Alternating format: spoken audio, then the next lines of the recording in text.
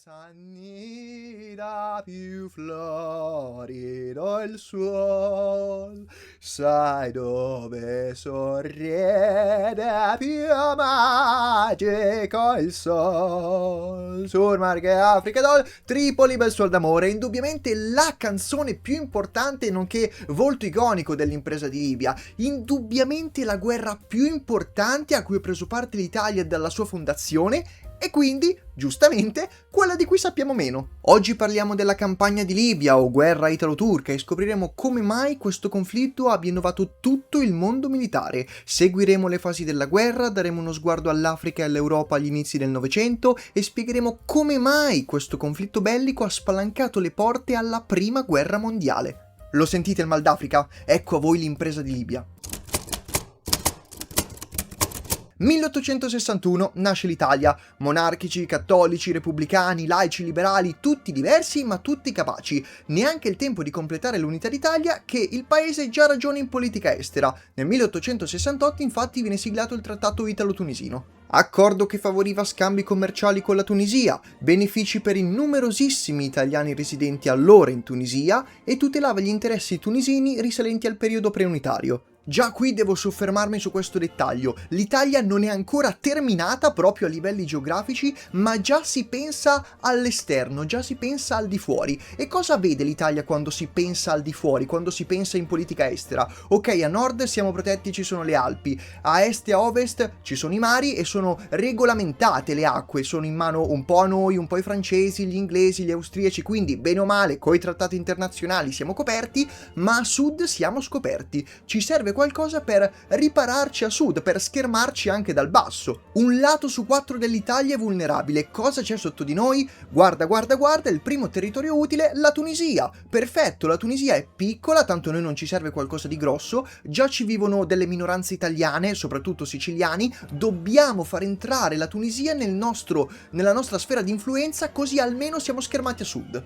Schiaffo di Tunisi è l'espressione coniata dalla stampa italiana nel 1881 per descrivere la scorretta e truffaldina manovra attuata da Parigi, a discapito dell'Italia, ovvero l'istituzione del famoso protettorato militare in Tunisia. Così facendo la Terza Repubblica francese allungava la sua zona di influenza in Africa da Algeri a Tunisi. L'Italia rifiutò sempre di instaurare un protettorato militare in Tunisia perché banalmente metà del lavoro era già fatto in modo pacifico, c'era già qualche trattato, c'era già qualche scambio, vivevano un po' di italiani, insomma sarebbe stata solamente questione di tempo e prima o poi la Tunisia sarebbe entrata nella nostra sfera di influenza.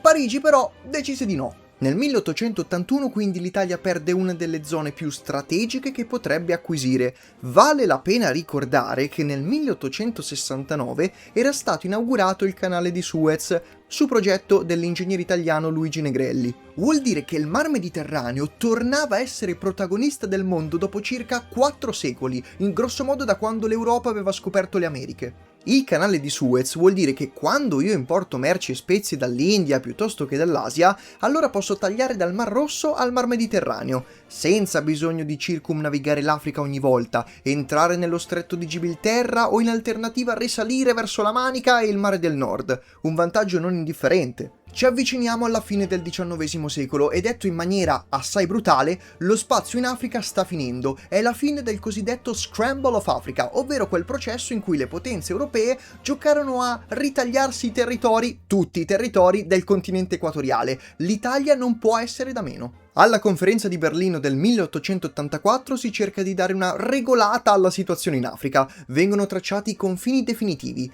è praticamente tutto occupato, tutto tranne l'Abissinia.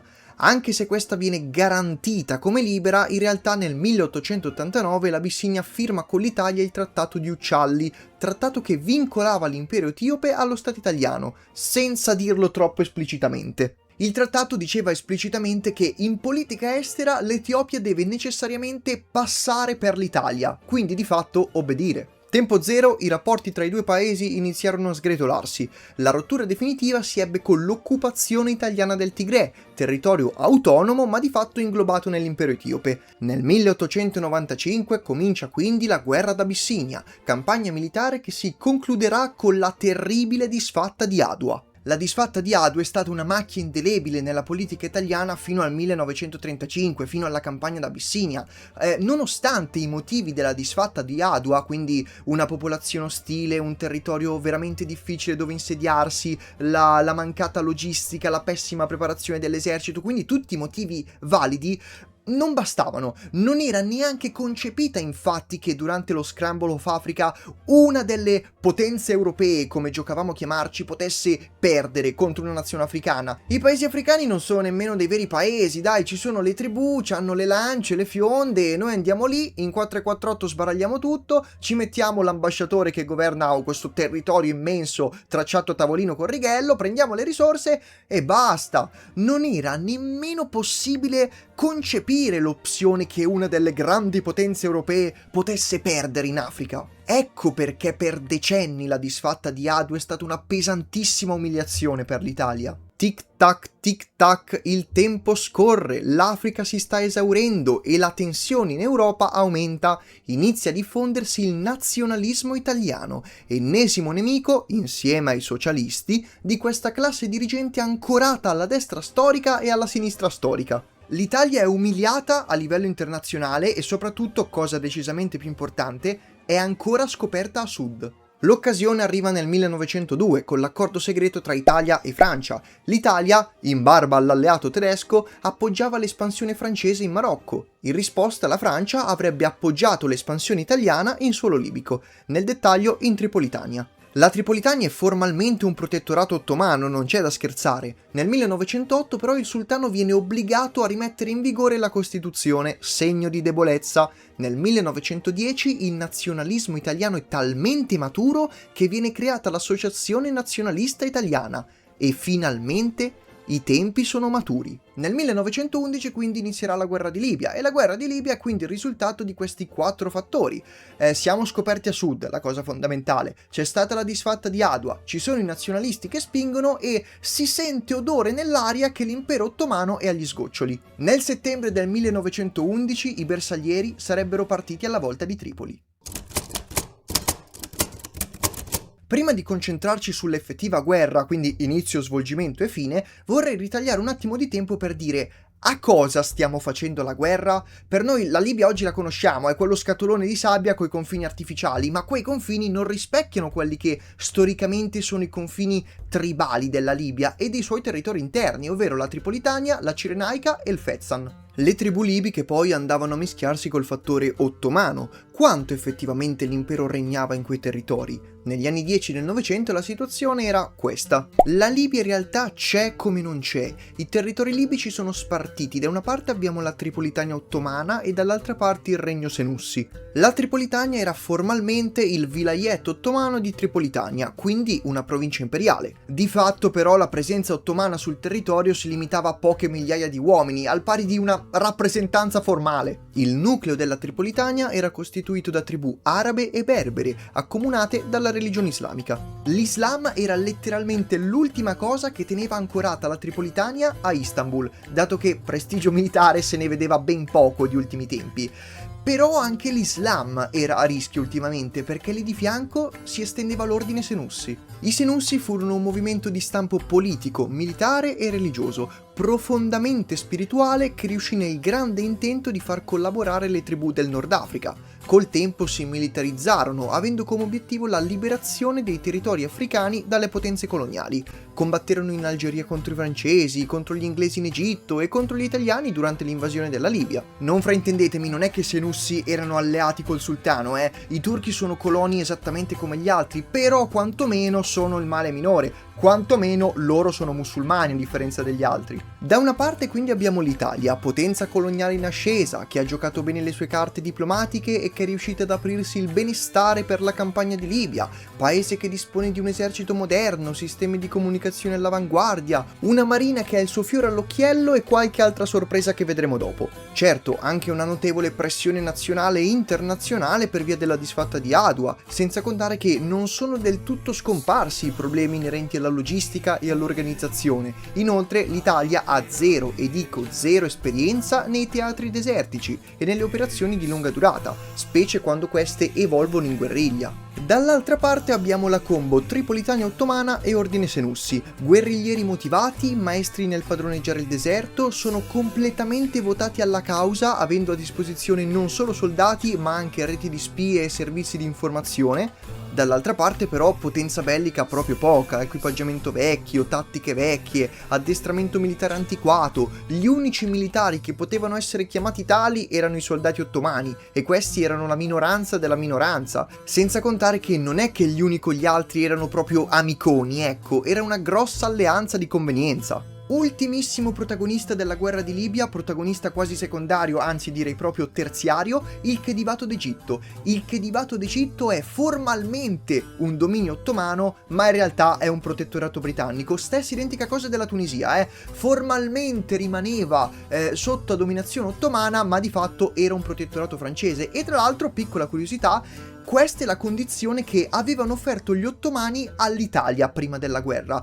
Piuttosto che farci la guerra, facciamo come in Egitto, nel senso, facciamo come in Egitto, in Tunisia, noi vi diamo la sovranità di fatto, ma continuiamo in teoria a dominare noi? L'Italia però rispose di no. Essendo sotto dominio britannico, il Chedivato non partecipò al conflitto, ovvio. I britannici avevano buoni rapporti con l'Italia. Tuttavia, la popolazione egiziana vedeva con estrema simpatia i guerriglieri libici e i vicini senussi, sposò appieno la causa anticoloniale. Il modo migliore per sostenere la cosa era semplicemente lasciar passare i turchi e i rifornimenti sul proprio territorio, in modo da poter raggiungere anche via terra il Nord Africa. Ora che abbiamo visto a chi e cosa andavamo incontro sulle coste di Tripoli e Bengasi, vediamo ora com'è andata la guerra. La mattina del 29 settembre del 1911 l'ambasciata italiana a Istanbul consegna un telegramma al sultano. La mancanza di tale risposta non fa che confermare il malvolere o l'impotenza di cui il governo e le autorità imperiali hanno già fornito in numerose prove, specialmente per ciò che concerne la tutela degli interessi o dei diritti italiani in Tripolitania e in Cirenaica. Il governo italiano si vede per conseguenza obbligato a provvedere direttamente alla salvaguardia di quei diritti ed interessi, come della dignità e dell'onore del paese, con tutti i mezzi di cui dispone. Insomma, il casus belli sarebbe: c'è qualche minoranza italiana e cristiana in Tripolitania, avevamo chiesto gentilmente al sultano di occuparsene, non è stato così, non li avete tutelati, dobbiamo agire noi e annettere la Tripolitania. Quello che succede qui è uno di quei miracoli della storia italiana. In pochissimi giorni, infatti, l'Italia dichiara guerra all'impero ottomano, prende il controllo del Mar Mediterraneo, apre la strada agli sbarchi tramite bombardamenti costieri. L'Italia sbarca a Tripoli, Bengasi, Homs, Tobruk ed Derna, praticamente le città più importanti della costa libica. L'avanzata italiana sembrava inarrestabile, tant'è che i comandanti ottomani stanziati in Tripolitania decidono istantaneamente di abbandonare le posizioni e di retrocedere per organizzare una resistenza interna. E basta, che altro c'è da dire? In pochissimi giorni l'Italia compie un'impresa militare, perdonate il francesismo, coi controcazzi, non certo esente da qualche problematica, per esempio il problema di rifornimento, oppure non avevamo calcolato l'alta marea e quindi dobbiamo rimandare lo sbarco di un giorno, ma nonostante tutto, per quanto concerne il programmare un'impresa del genere, tutto è andata di lusso, mi sento di dire. E come sempre accade nella nostra storia, siamo stati costretti, indirettamente, a fare andare bene queste azioni militari. Perché? Perché era l'ultima possibilità. L'Italia o conquistava la Tripolitania o basta, era bruciata in politica estera, esattamente come sul Piave. All'Italia doveva andar bene Vittorio Veneto, non è che c'era un'altra opzione, altrimenti gli austriaci erano a Milano. L'Italia ha dovuto inventarsi l'impresa di Alessandria, perché sennò gli inglesi continuavano a spingere dall'Egitto e perdevamo tutto. Per quello mi incazzo, perché le cose le sappiamo fare, ma dobbiamo essere sempre costretti a ridurci all'ultimo. La parte più difficile, lo sbarco, era quindi stata attuata. Addirittura alcune personalità locali delle città costiere decisero di collaborare con gli italiani. Non certo per simpatia, ma per salvaguardare i loro interessi. Da qui in avanti sarebbe iniziata una sorta di anticipo di quello che sarebbe stata la Grande Guerra, un lento e costante logoramento sui territori interni alla Libia. La trincea in questo caso non era una fossa scavata, ma era il deserto libico. I comandanti ottomani, infatti, che avevano abbandonato le posizioni, si mossero da subito per organizzare la guerriglia. Guerriglia che sarebbe andata avanti, udite udite, fino alla pacificazione della Libia negli anni del regime, ad opera di Rodolfo Graziani, soprannominato il macellaio del Fezzan. Iran. Vi lascio immaginare quindi come sia avvenuta la pacificazione. Nel periodo immediato allo sbarco italiano però le tribù locali si distinsero per le tecniche di guerriglia. Allo stesso modo i giovani ufficiali turchi, non più ottomani, portarono un'ultimissima ventata di novità all'esercito del sultano. La Tripolitania fu il primo vero campo di battaglia di Mustafa Kemal Pascià, futuro Atatürk. Qui il giovane ufficiale organizzò la resistenza con le tribù locali e insieme ai comandi ottomani entrò in sinergia con i guerriglieri libici. Gli ottomani li addestravano alla guerra classica, i guerriglieri li addestravano nella guerriglia del deserto. In Cirenaica Enver Pascià divenne una figura leggendaria, antecedendo Lawrence d'Arabia praticamente, diventando simbolo della resistenza anticoloniale. Si mosse attivamente per votare e convincere i senussi alla causa. Proprio il capo dei senussi, Ahmed al-Sharif al-Senussi, si mosse attivamente per militarizzare il religiosissimo ordine senussi, fornendo un'importantissima retrovia tra logistica e spionaggio. Ogni onore va reso ai turchi e alle tribù libiche. D'altro canto, però, l'Italia guidò l'impresa sotto l'immagine del duca degli Abruzzi, Luigi Amedeo di Savoia-Aosta, non presente al fronte ma indubbiamente la persona più vicina alla monarchia e che lavorò attivamente per il progetto coloniale italiano. Come non citare poi l'ammiraglio Paolo Taon di Revel, l'uomo che indubbiamente ci portò alla vittoria. Quest'uomo mise in atto una tecnica che ci portò indubbiamente alla vittoria, perché mentre continuava la lenta e inesorabile avanzata in Libia, allo stesso tempo, un po' più in là in realtà, ci fu l'occupazione del Dodecaneso. L'arcipelago del Dodecaneso è pressoché inutile, se non per una piccola questione. L'arcipelago del Dodecaneso serve a dire: oh, sultano, se non ci dai la Libia, noi siamo già qui, siamo a un passo dall'Anatolia, vuoi che sbarchiamo sul continente nel cuore dell'impero ottomano? Per poi aggiungere l'idea del blocco navale, il combattimento nei pressi dei Dardanelli, insomma la marina italiana fu veramente eccezionale. Per quanto riguarda l'esercito invece vale citare il comandante Carlo Caneva. Una volta sbarcati fu tra i comandanti più importanti che presero presidio delle città costiere, consentendo e alimentando di conseguenza altri sbarchi.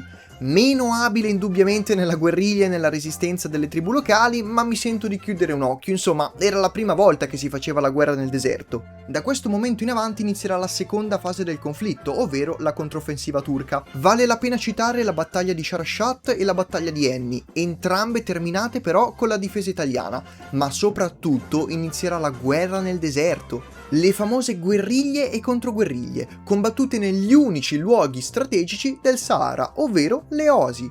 L'Osi di Tripoli, l'Osi di Zanzur e quella di Ain Zara, tutte e tre occupate nel corso del conflitto dall'esercito italiano. Esercito italiano che già stava soffrendo per via del colera, del caldo e del deserto. Questo è il periodo in cui, nonostante la guerra sia ancora in corso, l'Italia proclama l'annessione della Libia, sempre per quella cosa del gioco delle grandi potenze, metà tra il bluff e l'inganno e l'altra metà effettiva realtà dei fatti. Inoltre, dato lo spostarsi del conflitto sempre di più nell'entroterra, quindi sempre di più nel deserto, l'Italia compie una mossa assai intelligente, ovvero costituire delle truppe locali. Nascono gli Ascari di Libia. Meharisti era il loro nome, ovvero le truppe specializzate che montavano su dromedari, indubbiamente il mezzo migliore per muoversi nel deserto, autoblindo escluso, A questi furono fiancati anche gli Ascari eritrei, tra cui il pluridecorato maresciallo Hamed Mohamed. Gli Ascari si lanciavano in battaglia urlando Allah, Italia. Ve lo immaginate ai giorni nostri? Truppe dell'esercito italiano che mentre sfilano a Roma urlano Allah. Ve l'immaginate la reazione? Ci stanno islamizzando, c'è l'invasione, aiuto, eccetera, eccetera. Eppure nel 1911 l'Italia, come anche in realtà l'impero ottomano e le altre potenze europee, avevano queste situazioni nel loro esercito. È questa la vera forza delle potenze europee dell'epoca, ovvero prendere il colono africano, il colono indiano, il colono dall'altra parte e votarlo alla causa della propria nazione. Tra l'altro l'Italia non è stata nemmeno la più brava a fare questo, proprio perché era una potenza imperiale agli albori, ma nonostante questo, nel Regio Esercito Italiano del 1911 era normale che ci fossero truppe regolari che sfilavano urlando Allah. Mentre l'esercito si districava in una lenta avanzata nel Sahara, ci avviciniamo alla terza e ultima fase della guerra, ovvero l'apertura del fronte dell'Egeo. Fronte che aveva poco a che fare con la campagna di Libia, ma che serviva per pressare l'impero ottomano. Come accennato prima, gli italiani in Libia non sono percepiti come una minaccia, specie dai turchi. Gli italiani nel Dodecaneso che minacciano di sbarcare in Anatolia, però, sono un'altra cosa. Con qualche migliaio di uomini viene occupato l'arcipelago del Dodecaneso, che a differenza della Libia non verrà mai annesso perché non erano quelle le intenzioni, verrà mantenuto appositamente occupato militarmente, il tutto da tenere come merce di scambio per le trattative europee, dato anche il clima che si respirava in Europa in quel periodo. Il 18 ottobre 1912 viene siglato il Trattato di Losanna, accordo che sanciva la fine delle ostilità tra il Regno d'Italia e l'Impero Ottomano, garantendo al Regno d'Italia l'annessione dei territori libici. I confini della Libia che tutti conosciamo sarebbero poi stati delineati meglio nel corso degli anni, accordi con la Francia, con il Regno Unito per quanto riguarda il piccolo triangolo del Sudan anglo-egiziano, questioni prettamente burocratiche insomma. Molto più importante ricordare invece che l'Impero Ottomano siglò la fine delle ostilità, le popolazioni libiche assolutamente no. Negli anni che seguirono le popolazioni della Tripolitania, ma soprattutto della Cirenaica, continuarono a ostacolare i coloni italiani, soprattutto venendo dall'entroterra del deserto. L'apice di questo processo fu la Prima Guerra Mondiale, quando le suddette tribù locali continuarono a essere armate e finanziate dall'Impero Ottomano, per quanto malmesso, che già però aveva intenzione di tornare sulle coste del Nord Africa. La cosa andò avanti fino al 1921, quando, nel caos del dopoguerra, l'Italia iniziò una prima pacificazione in Tripolitania, per poi, con l'avvento del fascismo, incentivare ancor di più il mordente sul territorio. Indicativamente, nel 1925 si stabilizza la Tripolitania, nel 29 il Fezzan e nel 1934, dopo aver dichiarato apertamente guerra all'ordine Senussi, la Cirenaica. Effetto immediato: creazione della Libia italiana. Essendo un conflitto combattuto nei pressi dell'Europa agli inizi del Novecento, la guerra di Libia è stata quella guerra che ha spalancato le porte del nuovo secolo alle potenze europee. Dal punto di vista prettamente tecnico, infatti, questa campagna militare è stata un vero e proprio laboratorio sperimentale per nuove tecnologie e nuove strumentazioni, ma anche in realtà nuove tattiche. Per esempio, immaginate essere un comandante ottomano sulle coste della Tripolitania. A pochissimi mesi dall'inizio del conflitto vi accorgete di come il nemico italiano è riuscito a dominare i cieli. Il 1 novembre del 1911 è un italiano che porta la guerra moderna nel mondo. Il pilota Giulio Gavotti infatti si porta nel suo volo da ricognizione delle granate con l'intento di lanciarle sulle postazioni ottomane. È il primo bombardamento aereo della storia. Il primato però è anche quello della semplice ricognizione aerea, sorvolare le aree nemiche per vedere cosa fanno da lì a breve. L'Italia porta anche il primo vero impiego della guerra meccanizzata, perché le prime autoblindo targate Fiat vengono utilizzate in suolo libico, i cavalli vengono abbandonati. L'Italia mostra al mondo cosa serve per un mezzo a motore impiegato in guerra, fino a dove può arrivare, come funziona un sistema di logistica e di rifornimenti, quali sono le sue limitazioni, quali sono i danni sul territorio, eccetera eccetera. Non solo però mezzi militari dell'esercito, anche della marina. Quando voi sentite dire che il concetto di guerra anfibia è stato inventato un po' dagli inglesi, un po' dai tedeschi, un po' tanto dagli americani durante la seconda guerra mondiale, voi rispondete che il concetto di marina integrata era già stato brevettato dagli italiani con gli sbarchi sulle coste libiche. Ah, non solo gli sbarchi però. L'Italia ebbe l'idea di immaginare la costa libica come una lunga trincea da tenere in scacco con il fuoco di soppressione che non veniva dal piccolo gruppo di mortaisti, ma veniva dalla flotta, dai cannoni a lunga gittata che aprirono la strada alle invasioni anfibie. Tutto questo necessitava di coordinazione e infatti la guerra di Libia è anche ricordata come il terreno di prova delle comunicazioni a lunga gittata. Per la prima volta le comunicazioni radio venivano estese dai soliti punti A e punto B per creare un sistema di comunicazione più ramificato, quella che in gergo militare viene chiamata maglia radio. E già che siamo in tema, ricordiamo che la radio è stata regalata al mondo grazie a un italiano, ovviamente Marconi. Come detto però, non solo strumentazioni. Per esempio, le tribù libiche, data la pesante asimmetria nei confronti dell'esercito italiano, dovettero necessariamente retrocedere e inventarsi qualcosa di nuovo per ostacolare il colono invasore. Per esempio, si inventarono questa cosa del mordi e fuggi. Siamo pochi, abbiamo poco equipaggiamento, quindi dobbiamo colpire in pochi punti strategici, dove arrivano le navi, dove arrivano i rifornimenti, dove dorme il comandante, nei binari che utilizzano per viaggiare, eccetera eccetera. Poi ovviamente non si vince un conflitto così, però quantomeno si riesce a mettere in posizione di stallo l'avversario. Nasceva la guerriglia. Par condicio, l'esercito italiano provò a mettere su anche qualche sistema di controguerriglia, decisamente però era troppo embrionale la cosa. Molto più utile invece è stato mostrare al mondo come controllare le città costiere di un paese equivalga all'80% del lavoro, cosa che, per esempio, tornò utile al Giappone durante l'invasione della Cina nella Seconda Guerra Mondiale. Dulcis in fundo, decisamente la cosa più importante di tutte, l'Europa vede che a un certo punto, per cause di forza maggiore, una guerra si può fermare. Anche per tanto tempo. Per tanto tempo può succedere che le due fazioni opposte possano rimanere parcheggiate a guardarsi in faccia senza fare niente. È scomodo, è logorante ed è distruttivo per entrambi, quindi è una cosa da evitare. Segna che ci tornerà utile più tardi. O magari no.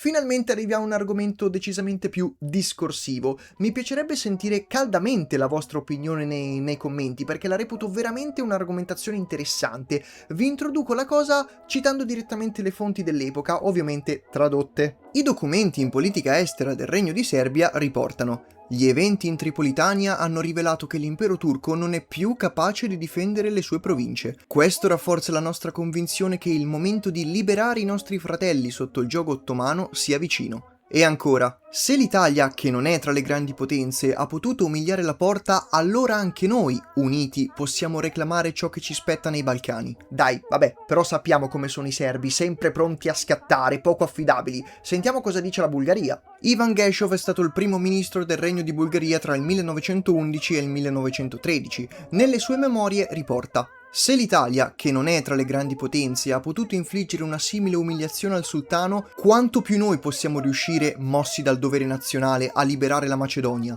Ok, forse ascoltare un paese che era soprannominato la Prussia dei Balcani non è proprio il massimo. Citofoniamo i greci, cosa dicono loro? Dicembre 1911, la testata Neologos scrive: la Libia è il preludio della nostra libertà. Se i turchi non hanno saputo difendere Tripoli, non potranno difendere la Macedonia e l'Epiro. Ok, nemmeno i greci. Montenegro? Re Nicola del Montenegro scrive: la guerra in Tripolitania è un segnale mandato dalla provvidenza. L'ottomano è debole. È tempo che i Balcani si sollevino. Ok, però tutti questi erano schiacciati dall'impero ottomano. Meno male che almeno nei Balcani rimane l'Albania fino all'ultima fedele al sultano. Vero? Ismail Kemali, leader del nascente nazionalismo albanese proprio in quegli anni, nelle sue memorie riconosce: se l'Italia ha potuto impadronirsi della Libia, anche gli albanesi possono aspirare a governarsi da soli. Insomma, già avete capito dove voglio arrivare, che domanda voglio porvi. Ma, secondo voi, la vera miccia che portò alla Grande Guerra può essere considerata la sconfitta dell'impero ottomano a discapito dell'Italia? Il ragionamento da seguire è più o meno questo. Agli inizi del Novecento l'impero ottomano è la carcassa d'Europa, tutti sanno che è la carcassa d'Europa, nessuno sa però che è così tanto carcassa. La cosa peggiore che era successa fino al momento era il 1908, quando i giovani turchi fanno rimettere la Costituzione al sultano, segno di debolezza, ma la perdita della Tripolitania, a discapito tra l'altro dell'Italia, nemmeno che ne so, degli inglesi o dei francesi, è un'altra cosa. Il percorso quindi è: l'impero ottomano perde la Tripolitania, di conseguenza i Balcani vedono quanto è debole l'impero ottomano, quindi si sollevano, quindi espansionismo nei Balcani con la prima guerra balcanica e la seconda guerra balcanica, di conseguenza dopo che i serbi hanno liberato i fratelli serbi sotto il giogo ottomano, rimangono da liberare quelli sotto l'impero austro-ungarico. Ci vuole un bell'atto dimostrativo. Ehi, l'arciduca Francesco Ferdinando sta venendo in visita e il resto è storia. Fatemi sapere la vostra opinione nei commenti, perché questa mi interessa tanto da sapere sinceramente. Voglio capire dove inizia la Grande Guerra per voi. E anche per oggi abbiamo finito. Vi devo confessare che ho tagliato una parte dal video. Infatti in origine avevo previsto di fare una sezione, grosso modo per come è stato sul video di Israele, sulla situazione della Libia nel presente, in generale sulle questioni del neo-ottomanesimo, dell'espansionismo turco, di come l'Italia sia praticamente irrilevante sullo scacchiere geopolitico internazionale. Però, siccome è un argomento che mi interessa tanto e soprattutto a cui tengo, ho pensato di dedicarci un video a parte magari in futuro. Consideratelo magari una parte 2 per quanto riguarda la campagna di Libia. Detto questo, io vi ringrazio come sempre per aver seguito, vi ricordo ovviamente di iscrivervi al canale, mettere un like, supportare con la funzione hype di YouTube che me lo scordo sempre, e noi ci rivediamo in un prossimo video. Ciao ciao!